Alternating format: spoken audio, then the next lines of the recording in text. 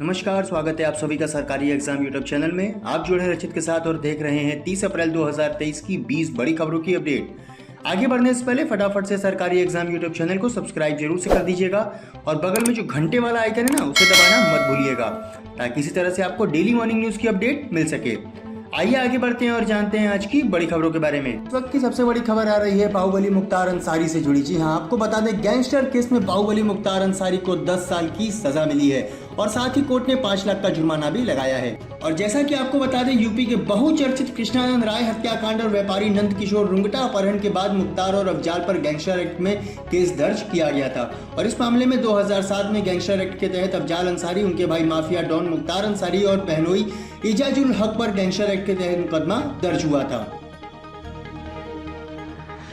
तो इस वक्त की सबसे बड़ी खबर आ रही है माफिया अतीक अहमद से जुड़ी, जहां एक बड़े खुलासे की तस्वीर सामने आ रही है और कहा जा रहा है कि पुलिस कस्टडी में खुद पर हमले का अतीक ने ड्रामा रचा था। जी हां, माफिया अतीक अहमद को लेकर बड़ा खुलासा हुआ है। पुलिस की जांच में पता चला है कि अतीक ने पुलिस कस्टडी में खुद पर हमला कराने की साजिश रची थी और इस ड्रामे के पीछे का कारण था कि वो अपनी सुरक्षा बढ़वाना चाहता था। साजिश के तहत ये तय किया गया था कि साबरमती जेल से लाने के दौरान रास्ते या फिर प्रयागराज में किसी जगह पर अतीक अहमद पर हमला किया जाएगा और हमले में अतीक अहमद को कोई नुकसान नहीं पहुंचना था, लेकिन ड्रामे के तहत नजदीक से फायरिंग करनी थी और आसपास बम पटकने थे। इसी के साथ ही एक बड़ी खबर पर और ध्यान दे तो आपको बता दें अतीक के शूटर गुड्डू मुस्लिम पर भी एक नया खुलासा हुआ है और ऐसा कहा जा रहा है कि इसका नाता किसी बड़े राजनीतिक दल से जुड़ा है। जी हाँ, तो जैसा कि सबसे पहले आपको बताते हैं, जांच में सामने आया है कि गुड्डू मुस्लिम के 3 रिश्तेदार सऊदी अरब में रहते हैं, जिनमें गुड्डू का भाई मोहम्मद असलम, भांजी साहिबा और भांजा ताबिश शामिल हैं। और वहीं गुड्डू के आर्थिक मददगारों में सबसे पहले नाम आया है मुकेश श्रीवास्तव का और इसके अलावा कटरा निवासी अशरफ उर्फ अख्तर का नाम भी शामिल है। और पुलिस रिकॉर्ड में गुड्डू मुस्लिम को एक बड़े राजनीतिक दल से जुड़ा बताया गया है।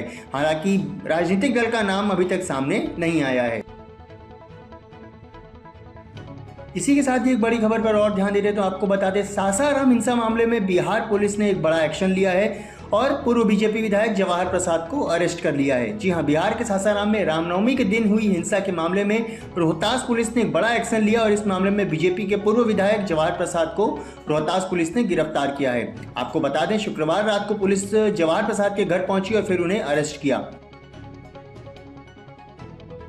इसी के साथ इस वक्त की बड़ी खबर और आपको बता दें तो गोरखपुर में सीएम योगी बरसे हैं और कहा है कि जो सीना तान चलते थे वो माफिया जान की भीख मांग रहे हैं। जी हां, सीएम योगी आदित्यनाथ गोरखपुर पहुंचे, जहां उन्होंने विपक्षी दलों का नाम लिए बगैर उन पर एक जोरदार हमला किया और सीएम योगी ने कहा कि जातिवाद की राजनीति ने उत्तर प्रदेश का बेड़ा गर्क कर रखा था। इसने यूपी के नौजवानों के सामने पहचान का संकट खड़ा कर दिया था और इसी जातिवाद की राजनीति ने कई माफिया पैदा किए और ये माफिया गरीबों की जमीन पर कब्जा करते थे, व्यापारियों के व्यापार को जबरन हड़प लिया करते थे। जहां प्रदेश की जनता ने जातिवाद की राजनीति करने वालों को नकारा है, तो 6 साल पहले जो सीना तान कर माफिया चलते थे, अब वो गली में तख्ती लटकाकर जान की भीख मांग रहे हैं। इसी के साथ ही आइए अब बात कर लेते हैं एक बार फिर से कोरोना महामारी की। तो आपको बता दें पिछले 24 घंटे में कोरोना के नए केस आए हैं 7171 और 40 लोगों की मौत हुई है, जिसके बाद सक्रिय मरीजों का जो आंकड़ा है देश में वो 51,000 के पार हो चुका है। और अगर पिछले दिनों से तुलना की जाए तो हालांकि ये मामले जो हैं उसमें थोड़ी सी मामूली गिरावट देखी जा रही है।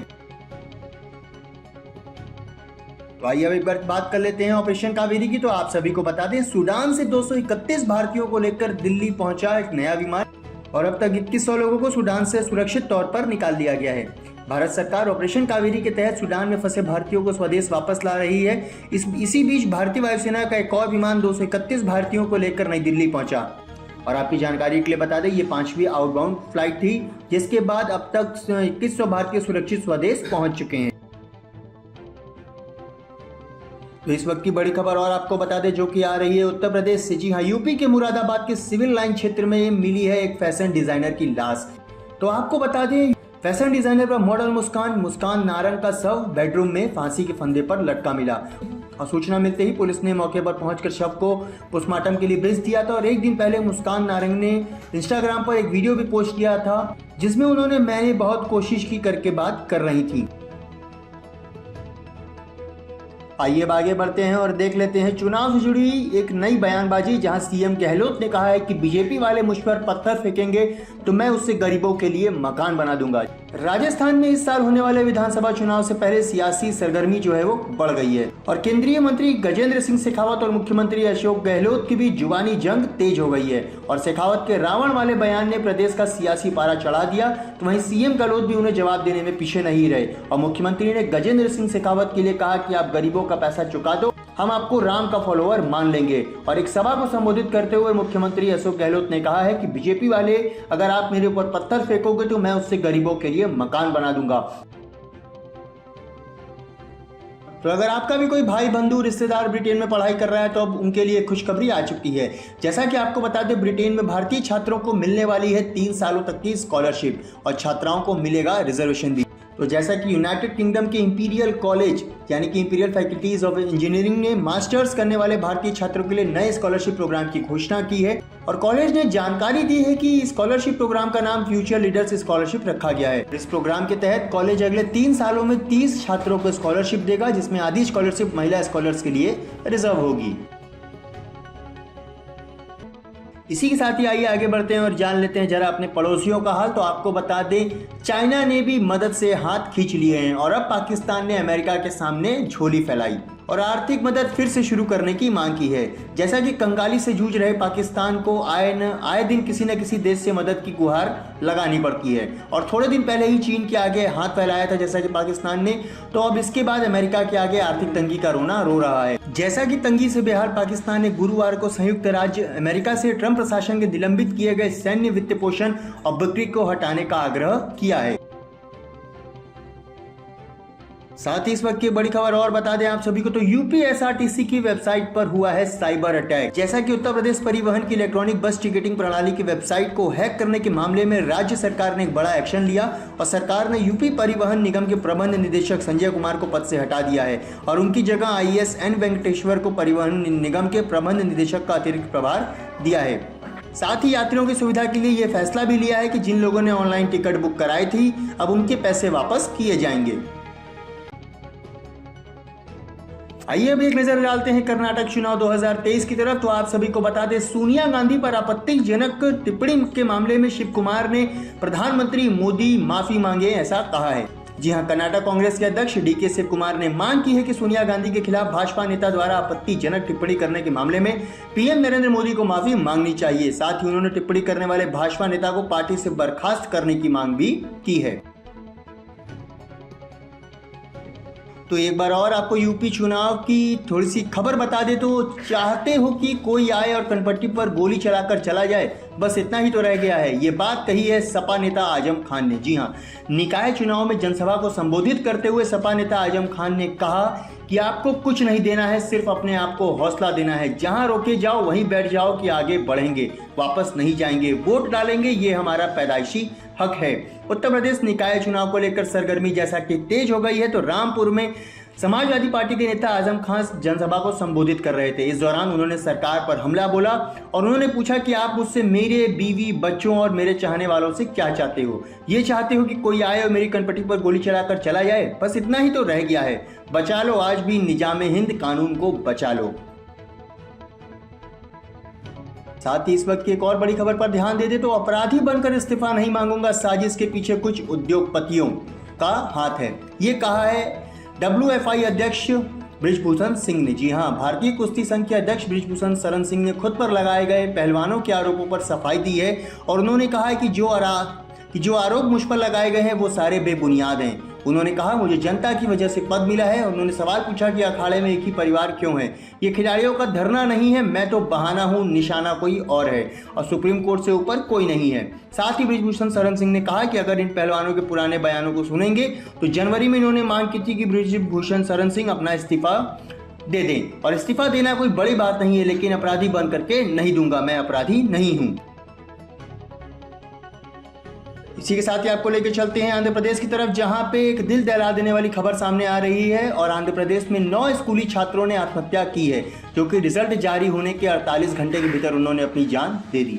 जैसा कि आंध्र प्रदेश में 9 स्कूली छात्रों द्वारा आत्महत्या करने का मामला सामने आ रहा है और स्कूली छात्राओं द्वारा आत्महत्या की घटनाएं आंध्र प्रदेश के बोर्ड रिजल्ट जारी होने के 48 घंटे के भीतर सामने आई हैं। ऐसे में माना जा रहा है कि परीक्षा में असफलता के खौफ में स्कूली छात्रों ने यह जानलेवा कदम उठाया। और बता दें आपको जैसा कि Andhra Pradesh board of intermediate परीक्षा के 11वीं और 12वीं के नतीजे बुधवार को जारी किए गए थे और आंध्र प्रदेश की बोर्ड परीक्षाओं में इस साल करीब 10 लाख छात्र शामिल हुए थे, जिसमें से 11 में पास हुए छात्रों का प्रतिशत 61% रहा, तो वहीं 12वीं के छात्रों का पास प्रतिशत 72% था। साथ ही एक और बड़ी खबर पर ध्यान देते तो आपको बता दें, हीट वेव सिर्फ आम जन के लिए नहीं बल्कि इकोनॉमी के लिए भी खतरा होने वाली है। जी हाँ, जैसा कि देश में बारिश की वजह से पिछले कुछ दिनों से तापमान में गिरावट दर्ज की गई है, लेकिन इसी बीच मौसम विभाग ने मई में देश के कई हिस्सों में भीषण गर्मी पड़ने के संदेश दिए हैं, जिसकी वजह से बिजली नेटवर्क भी प्रभावित हो सकता है और अर्थव्यवस्था को नुकसान पहुंच सकता है। इसी के साथ ही ब्लूमबर्ग की एक रिपोर्ट के मुताबिक एशिया नेशन देश 2022 में रिकॉर्ड तोड़ गर्मी के बाद भीषण गर्मी का सामना कर रहा है, जिसकी वजह से ग्लोबल गेहूं की आपूर्ति प्रभावित हुई है। और इसके अलावा बिजनेस और ट्रेडर सब अपने इन्वेस्टमेंट जो है वो सीजन में खराब मौसम को भी ध्यान में रखकर कर रहे हैं। तो आपकी जानकारी के लिए बता दें, गूगल अगले महीने एक बड़ा इवेंट करने वाला है, जैसा कि गूगल I/O 2023। जी हाँ, ये कंपनी का एक एनुअल इवेंट है जहां डेवलपर्स अपकमिंग टेक्नोलॉजी के बारे में जानते हैं और नए प्रोडक्ट्स को कंपनी सबके बीच रखती है। इस इवेंट को गूगल 2008 से हर साल आयोजित कर रहा है और इस बार Google I/O 2023 Mountain View California में 10 मई को आयोजित किया जाएगा। और इवेंट में कई चीज़ें कंपनी पेश करेगी, जिसमें कि एंड्रॉयड 14, नया पिक्सल 7a, पिक्सल फोल्ड और अपने लेटेस्ट AI टूल बोर्ड को सबके बीच रखेगी। तो अगर आप भी भूख लगने पर स्विगी से ऑर्डर करते हैं तो आप सभी के लिए एक बड़ी खबर आ चुकी है। जैसा कि आपको बता दें, अब स्विगी से ऑर्डर करना कुछ शहरों में महंगा हुआ है। जी हाँ, दरअसल स्विगी ने कुछ शहरों में फूड ऑर्डर करने के चार्ज बढ़ा दिए हैं और स्विगी ने पर ऑर्डर पर ग्राहकों से 2 रुपये अतिरिक्त बतौर प्लेटफॉर्म फीस चार्ज करना शुरू किया है। फिलहाल ये बढ़े हुए दाम केवल हैदराबाद और बेंगलुरु के ग्राहकों के लिए लागू किए गए हैं, यानी कि अगर आप इन 2 शहरों में रहते हैं तो कितने का भी खाना ऑर्डर करते हैं तो आपको 2 रुपये अतिरिक्त बतौर प्लेटफॉर्म फीस चुकाने होंगे। तो अगर आप भी कभी साइबर क्राइम का शिकार हुए होंगे तो ये खबर आपको थोड़ी अच्छी लगेगी।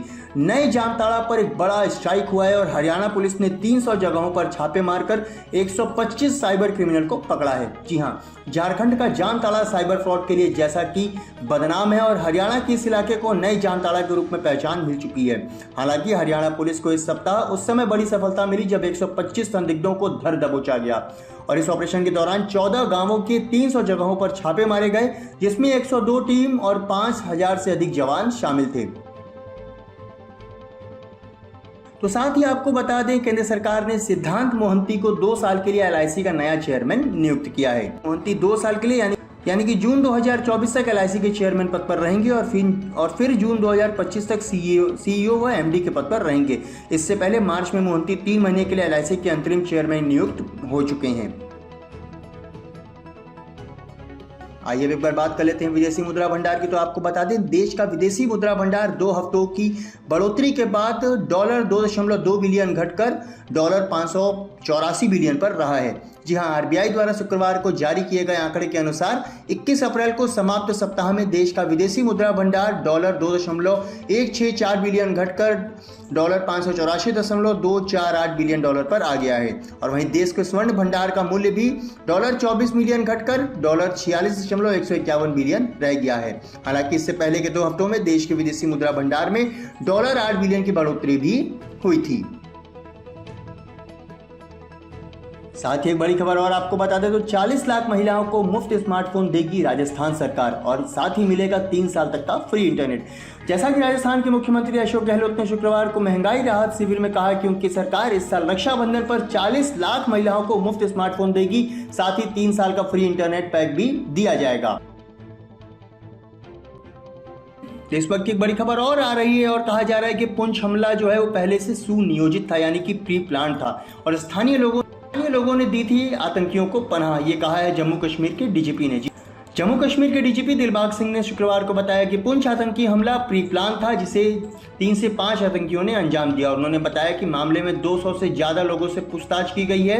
वह आतंकियों को पनाह देने के आरोप में 6 स्थानीय लोग गिरफ्तार भी हुए हैं। और रिपोर्ट के अनुसार विस्फोटक सामग्रियां ड्रोन के जरिए पाकिस्तान से आई थी। साथ ही एक बड़ी खबर पर और ध्यान दीजिए। तो अगर आप भी मध्य प्रदेश से जुड़े हैं और कर रहे हैं 10वीं और 12वीं के बोर्ड रिजल्ट का इंतजार, तो आप सभी को बता दें आपका MP board class 10th and class 12th result 2023 बहुत ही जल्द जारी किया जाएगा। जुड़े रहिए sarkariexam.com के साथ और लगातार विजिट करते रहिए अपने एमपी बोर्ड रिजल्ट 2023 चेक करने के लिए। आइए अब एक नजर डालते हैं आईपीएल 2023 की तरफ। भारत के महान स्पिनर अनिल कुंबले ने भविष्यवाणी की और कहा है कि सीएसके समेत सिर्फ ये 4 टीमें खेलेंगी प्लेऑफ। और इन 4 टीमों में आपको बता दें Chennai super king, Gujarat Titan, Lucknow super giant और राजस्थान रॉयल्स का नाम शामिल है। और इसी के साथ ही कहा है कि बेंगलोर और मुंबई इंडियंस आईपीएल प्लेऑफ की रेस से बाहर हो जाएंगी। आइए अब जान लेते हैं जरा मौसम का मिजाज। तो आपको बता दें दिल्ली, यूपी, बिहार समेत इन राज्यों में बादलों का डेरा होने वाला है। तो कहां कहां बारिश के आसार हैं तो बताते हैं आपको। जैसा कि मई की शुरुआत होने वाली है लेकिन उत्तर भारत समेत देश के कई इलाकों में मौसम सुहाना बना हुआ है। यूं तो अप्रैल के आखिरी दिन और मई की शुरुआत में चिलचिलाती गर्मी होती है, लेकिन इस बार मौसम का मिजाज जो है वो थोड़ा सा बदला हुआ है। हालांकि अप्रैल के आखिरी दिनों में मौसम सुहावना बना हुआ है और मई की शुरुआती दिनों में भी राहत के आसार नजर आ रहे हैं। तो आपको बता दें मौसम विभाग की रिपोर्ट के अनुसार कहा जा रहा है कि आज यानी कि 30 अप्रैल को बूंदाबांदी के साथ आमतौर पर बादल छाए रह सकते हैं। और तापमान में हालांकि इतने बदलाव की उम्मीद नहीं है, लेकिन फिर भी कुछ न कुछ राहत जरूर दिखाई देगी। तो दोस्तों, मित्रों, भाइयों, ये रही 30 अप्रैल 2023 की 20 बड़ी खबरों की अपडेट। इसी तरह से डेली खबर पाते रहने के लिए सरकारी एग्जाम यूट्यूब चैनल को सब्सक्राइब जरूर से कर दीजिएगा और बगल में घंटे वाला आइकन दबाना मत भूलिएगा। फिर मिलेंगे आपसे, तब तक के लिए धन्यवाद। हर हर महादेव।